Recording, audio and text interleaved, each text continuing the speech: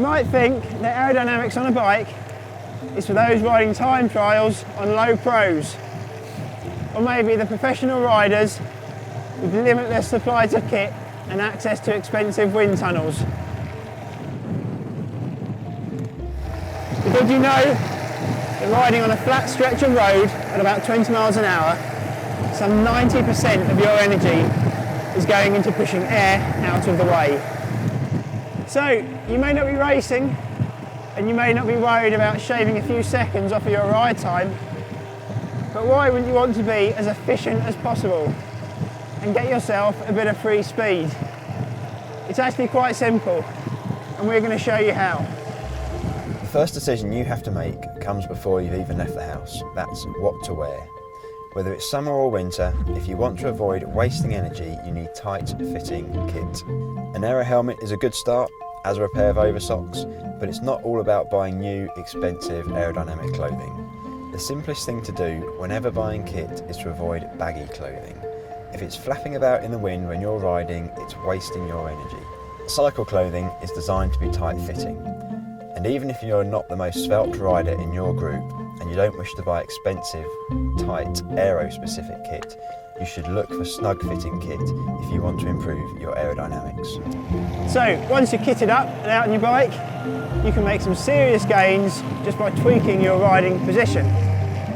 The first thing to do is to drop your head and shoulders low over the bars. But remember, this isn't about slamming down the front end of your bike and creating an uncomfortable riding position. This is about working with your body and your standard riding setup to get the most out of it.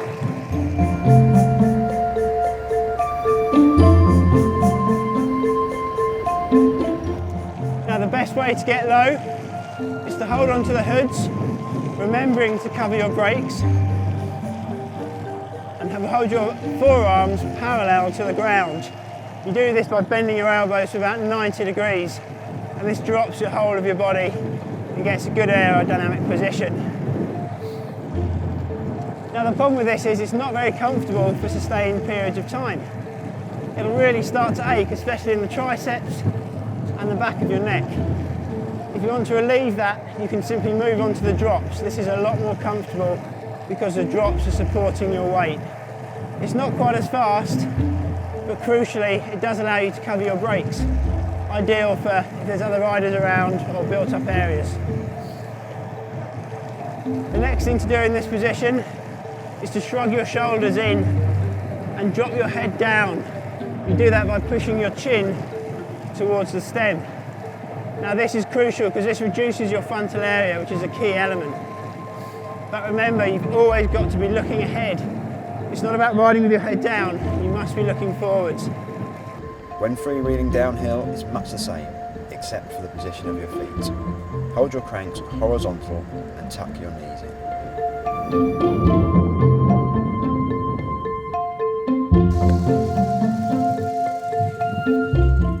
So, is all that worth it? Well, rough estimates suggest that if you were to do all of those things, you could save up to 5 minutes on a moderately hilly 100-kilometre ride.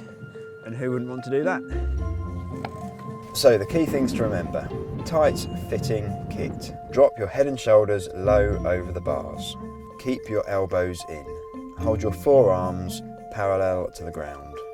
Shrug your shoulders and drop your chin down towards the stem.